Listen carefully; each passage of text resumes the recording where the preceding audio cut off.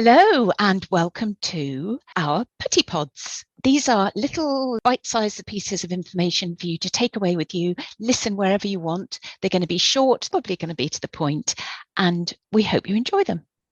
Well, welcome to another one of our little Petit Pods. We were just saying we haven't actually been here for a little while because we finished a series and then, work's been really busy, but we're currently planning another series, which is going to be a brilliant one because it's going to be lots of interviews and you'll get lots of different points of view, lots of different perspectives. You'll take so much information away from it. So it's going to be fantastic. Yeah, we've got some really good guests, haven't we, coming up? So series 6 is basically all interviews with authors, people who are in the industry, and it's going to be a cracking series. So we can't wait to get those recorded and to get that released. Yeah, and we have quite a mega star author coming in the last episode, which I'm very excited to talk to her actually. Anyway, today I just wanted to give you another little writing pointer, and it's about overuse of certain things, overuse of certain punctuation and overuse of certain words. So first of all, you may have come across this one already, but one thing that you really, really, really don't want to overuse is exclamation marks or exclamation points. I don't know if that's the American. I always say exclamation mark, but anyway, you just have to be careful with them. Now, that doesn't mean you banish them completely from your writing, but overuse not only makes them lose their impact, but it can give your reader a negative experience of your book by making it feel too in your face. And one is enough. I don't know if you've read books where there's been a whole string of them. One is enough. So, for example, if you have a character calling, hey, you don't need 2, 3, 4 exclamation marks. Hey plus 1 exclamation mark gets everything you need over to your reader. The exception to this would probably be in children's writing. If you're writing about someone in an extreme situation in children's writing, you could use more than one. So the art master glared, sit down, exclamation mark, exclamation mark, exclamation mark. But, again, don't overdo it. So I think children, you can overdo it a little bit, depending on the tone of the book, really. Yeah, it's interesting you should say that because I've worked on a book, the second book in a series, actually, and they're lovely. But my word, the author is exclamation mark almost every other sentence. Oh, no. And like you said, it takes away the impact of when you do use an exclamation mark, because if you see it every other sentence, it's almost like, but an exclamation mark is denoting something that needs to be highlighted as an exclamation, hence exclamation mark. So yes, you're supposed to read that sentence with force. So yes, if you've suddenly got a whole paragraph and every other sentence has an exclamation mark in your head, like you've said, you're going to be exhausted. Yeah. And it takes away the impact of when you do. It's the same with italics, isn't it? Yes, that's because they're used as well for emphasizing things. But if you have things like suspense and action sequences, so as an example, Maggie caught her breath. She held it. The slightest sound, the slightest movement, and it would all be over. Liam would know, and she'd never be able to look him in the face again. Now, you could pepper that with exclamation marks. You could have exclamation marks after every one of those sentences. Maggie caught her breath, exclamation mark. She held it, exclamation mark. Do you see what I mean? But that would be using it to ram home to your reader that this is a kind of make or break moment. But if you listen to the text, it doesn't need that. It doesn't need even one, because the sentences are short and sharp to create pace and the feeling of suspense. And then there's the longer sentences in between that just help build a rhythm into that sequences. And Maggie's action of catching her breath and holding it, and then that word never, she'd never be able to look him in the face again. You can tell this is a dire situation. It's obvious from the words and the way it's written. There's no need to whack exclamation marks in there to tell your reader. They will have got it. You can italicize that never as well, couldn't you? Just for a little bit of emphasis. But yes. Don't pepper all of those with exclamation marks, because like you said, it either makes you look a bit amateurish, or like you said, it's exhausting. It's like when action sequences in books, and this totally falls into your repetition, when authors use high impact words in a page. So screamed, shouted, was devastated, was like all the impact words. If you've got a whole page full of impact words, I'm exhausted by the end of the page. Yeah. And it's not how real life is. No. No, and I think people use them as well when they're conveying excitement or surprise, like, Mike couldn't wait for the day to end. Mike couldn't wait for the day to end. You don't need to have an exclamation mark to show that he's excited or impatient. But I think to avoid that compulsion to use them, if you try to write the text, sort of as in that example I gave, using the vocabulary and the rhythm and the short, punchy sentences that will convey that high stakes situation, and then you don't need anything else because the words and the rhythm are doing it for you. And that will give your reader much more pleasure and satisfaction. Now, there are times when exclamation marks are appropriate. So, for example, if someone's calling, so Amy, Sasha called into the blackness, Amy, I can't see you. Now, after both those pieces of speech, you can have an exclamation mark because she's calling and you want to convey that the voice is raised and that it's urgent. Or, conversely, you could have shh, the voice isn't raised, but you still want to convey that sense of urgency or irritation. So, but as far as you possibly can, just keep your exclamation marks for speech like that, where there's a particular need to show an urgency or like a raised voice in communication. I was just thinking, how you sometimes say to people, one of the best ways of listening to your writing is to read it out loud to see if it works. Yeah. What you could do is, if you've got exclamation marks in your writing, go and read it out loud. And every time you have an exclamation mark, stand up. That's a great idea. And then see how many times you're standing up in a page. Yes. If it's more than twice, you're gonna get exhausted by the end of it, and that's how the reader's gonna feel. Yeah. Yeah, and it's just not necessary. You can write things in such a way that it gets the mood over, and there can be a structure to it that just doesn't need an exclamation mark. Too many really do spoil the reader's experience. Right, so that's one thing you don't want too many of. Another thing is descriptive words, so adverbs and adjectives. If your use of language is too flowery, you'll slow the pace down of your story. You'll lose that punchiness of your storytelling. So I wrote a very flowery sentence for you. Oh, you're preaching to the quiet. This is such a bugbear of mine. Come on, Alexa, tell us the way. Okay, so this is how not to do it. Okay. The beautiful rose stood gracefully among the frothing foliage, its delicate soft blush pink a striking contrast to its showy neighbour's full, fussy blooms of vibrant yellow, and its deliciously heady scent marvellously inescapable. Oh, you sound like Nigella Lawson. I mean, honestly, you never think like that. So why would you write like that? No. I mean, I think if you go back to Thomas Hardy, there's a lot to wade through in a Thomas Hardy novel. It's very, very wordy, but that's not what people want these days. I think we're trained now from so young just not to have that kind of attention span anymore. You want short, sharp prose. You can use your descriptive words, but place them very carefully and very sparingly. And the same with adverbs.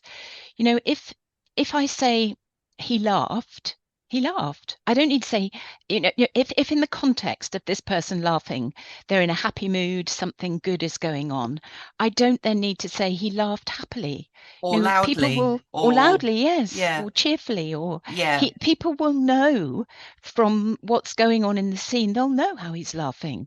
because Have you they'll. rewritten that without all of the flowery stuff? I mean, I know you're talking about flowers. Did you rewrite it without all of Uh, the stuff? no, I didn't actually. Because it'd be quite, I Um, think in the show notes, what we'll do is we'll put both options for you, because if you want to see writing at its like most stripped back, then go and read authors that are known for that. So Ian Fleming is known for his brutal cutting sentences short.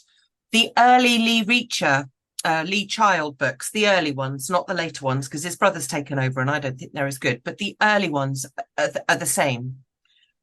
When children, I think, are taught, because I remember Oliver was taught in schools to add lots of describing words. I think that's what they're taught in school. That's what we're taught in schools.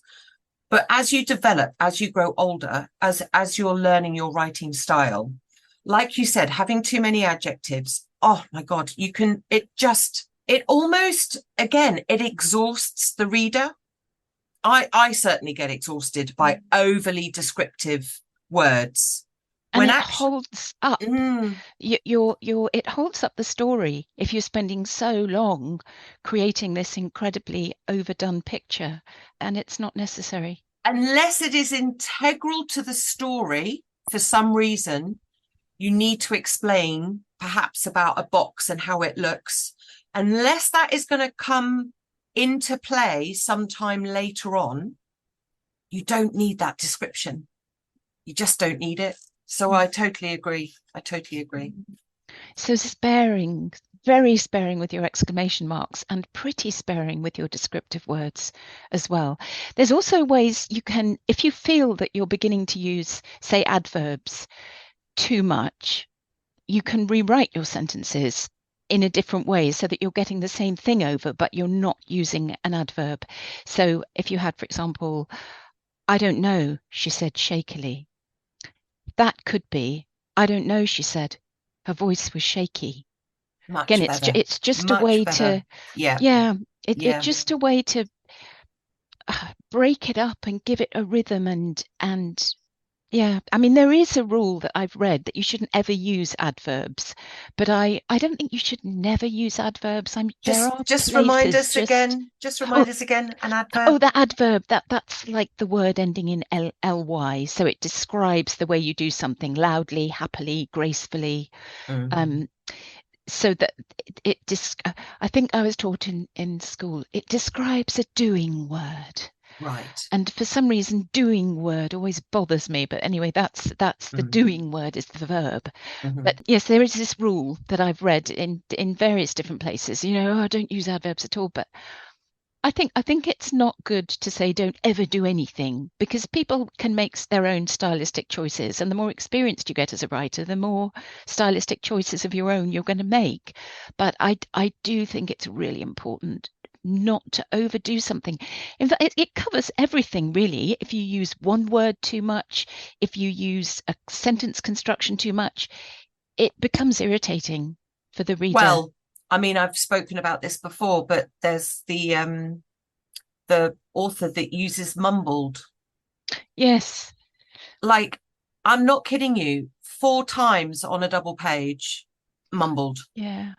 And Yeah. it's like, do you always have to use this word in your books? Like, is it a favorite word of yours? And honestly, I do feel the editor should pick that up, because whenever you describe something more than once, unless it's for a reason, and we're not saying you can't have a scene where perhaps there's a sunrise or a sunset and it is stunning, and you need to use all the words, right? We're not saying don't. What we're saying is don't do it all the time. Mm. And if you've got several nouns in a sentence, like the example I read, or several verbs in a sentence, you don't need to describe each one. Just put the noun in. Maybe the beautiful rose stood gracefully among, and I'd put the frothing foliage. The beautiful rose stood gracefully among the foliage. You don't need the frothing. You don't need to describe every single word in the sentence. Yeah. Yeah, Yeah. it just becomes too much. Yeah, I agree. Um, and just finally, I'm including this because I know it's one of Alexa's things, is names. When you're talking to, it's funny, ever since Alexa said that she hates it in dialogue, when people write dialogue and they put the person's name in, hello, how are you today, John, or something. They put the person's name in when in normal conversation we don't do that, Tend not to. Yeah. excessively. No. There are odd times, obviously, if you call someone or if it's someone you haven't seen for some time, Susan, lovely to see you or something. But in normal conversation, you're not constantly throwing in the person's name. So just be wary of that as well. If you've got a conversation exchange and it's just between two people, you're not putting he said, she said all the way through. You can sometimes use it just to point who's speaking, but generally, as long as it's clear who's speaking, you don't need to keep ramming that person's name in there. The reader will know who they are. I read a book just recently. Now he does, I can't remember the author, which is really annoying. It's on my Kindle, actually. Now I love his books. Tim Weaver. Now he's got a collection of books about, and it's a specific character, and they're a series, and they're really good. I really like them. He basically finds missing people, but he also does write standalone books. And he wrote a standalone book, and he did this where he was using people's names in conversations. And I'm like, you don't do that with your other books. So I don't know why suddenly he was doing it with this standalone book. I don't know if he was trying to sound different, but my God, it was so irritating. Mm.